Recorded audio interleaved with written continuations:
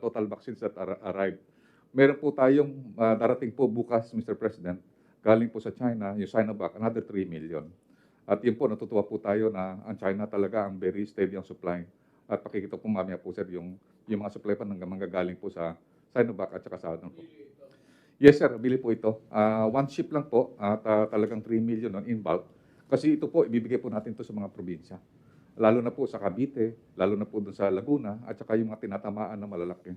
Ang Metro Manila, baka ang bibigay lang natin konti lang, pang second dose nila. Ito po yung pangako po natin na ship na po natin sa ang focus natin sa mga LGU, sa mga probinsya po ngayon po, Mr. President.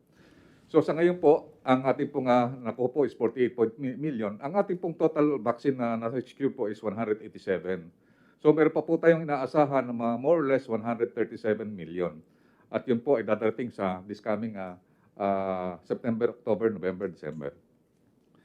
So sa ngayon po, meron na po tayong 33 million, 0.1 na total vaccine administered at 19.3 na receive first dose and 13.7 na receive complete dose. So ito po, it comprises yung fully vaccinated, it comprises 17.87, 70% ng population, at saka yung total population is only 12.51.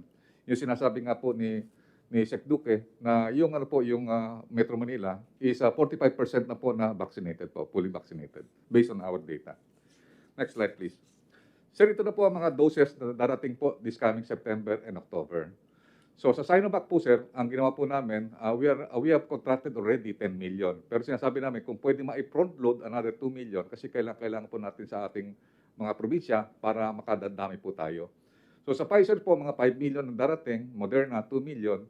AstraZeneca, ito po binili po ng Go Negosyo at saka mga private sector natin 1 million. And Sputnik, we are allocating for Sputnik Light na 1 million. And donation and other countries will be coming in. And then also from COVAX, 3 million. For a total of 30 million doses. Sa October po, another 10 million po tayo Sinovac. At dito po inaasahan po natin lalaki po ang ng Pfizer and also Moderna. And also, most likely, sir, meron pa rin donation sa other countries na another 1.5 and another sa COVAX na 30 million. Ito po ang sinasabi po ni Secretary Dominguez na magkakaroon po tayo ng more or less 42 million sa 2 buwan po ng September and October. Next slide, please. Sir, ito po yung data ng PGH. Ito po yung tinatanong niyo po kanina na gaano kalakas ang Delta. Ito po ang data ng PGH. So all in all na 280 na COVID patients na administered ng PGH. Kung makikita niyo po, 199 po ang unvaccinated. At ito yung po yung tinatawag natin, ito yung unvaccinated. Ito po yung partially vaccinated at ito po yung fully vaccinated.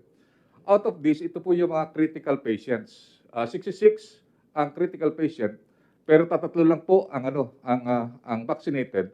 At ang single vaccination is 1, 2, 3, 4, mga 7 po. And then yung other are unvaccinated.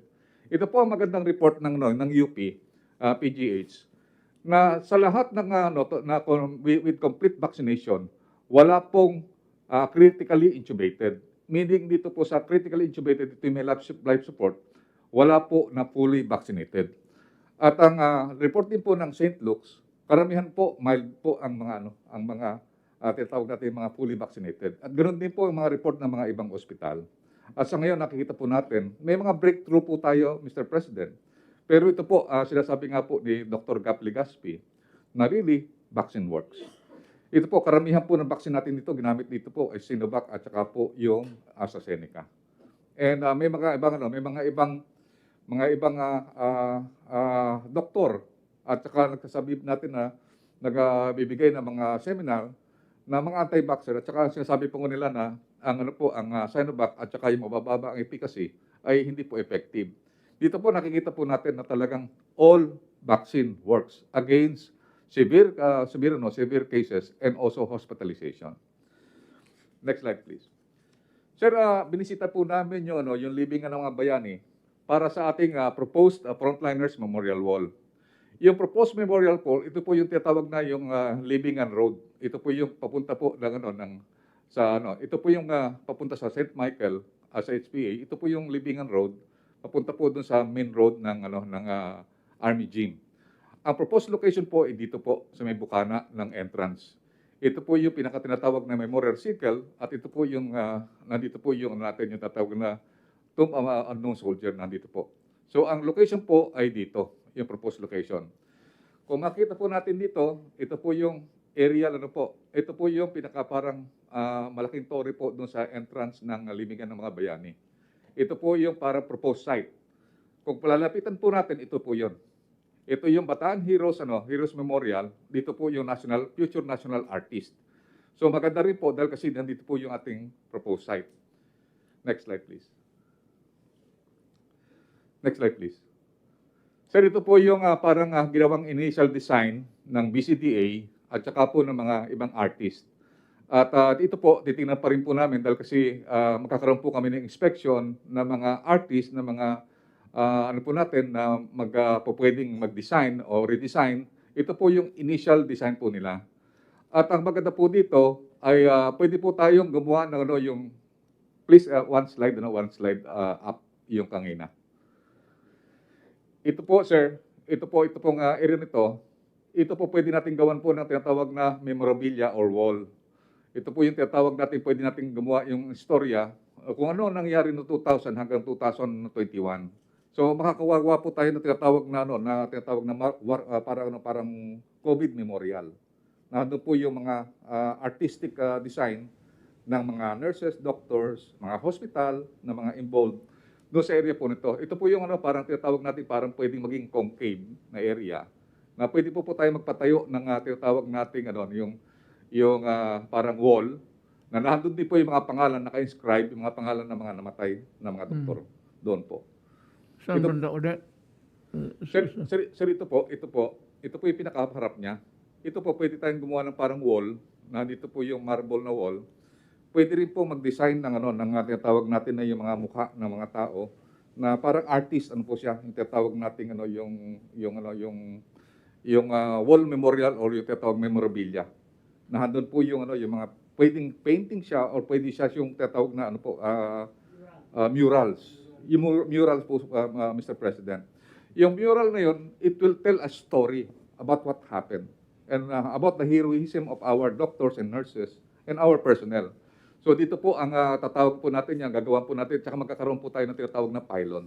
Yung ginawa po natin sa Marawi, na mayroong artistic na tower, na makikita po yun, na nahandong po yung mga pictures na mga at saka mga sculptors na mga na mga po natin, na mga nurses and doctors, and other yung makita natin yung faces of the COVID-19 will be remembered as inscribed dun sa sir, sa na yun po, sir. So yun po ang po namin at we will involve BCDA and also DPWH and we will make it soon as possible time. Parang ginagawa namin sa modular hospital. We will do it maybe 41 days or more or less 2 months or even less than 3 months. So before Mr. President, before December po, tatapusin po namin po ito. Okay. That's good.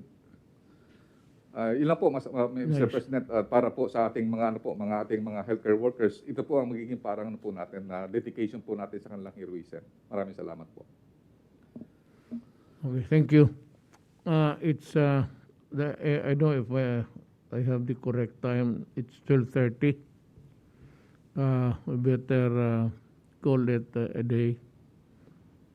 Next time, basta isiruin ang inyon lang, again, make a report about the funds of your agency or department, kung saan nagpunta at ano ang resulta. Whether it's ongoing or if the result is there, para makita ng tao. Yan lang naman gusto nila malaman. Saan yung pera nila. So yan ang para rin sa mga senador. Pero ako ulit, yung paupuin mong tao dyan na 7 hours na buti sila, makaupo sila makapasyal-pasyal. Minsan mag-uwi pa. Tanong lang ng ilang oras, Pero yung tao na ginigrill nila,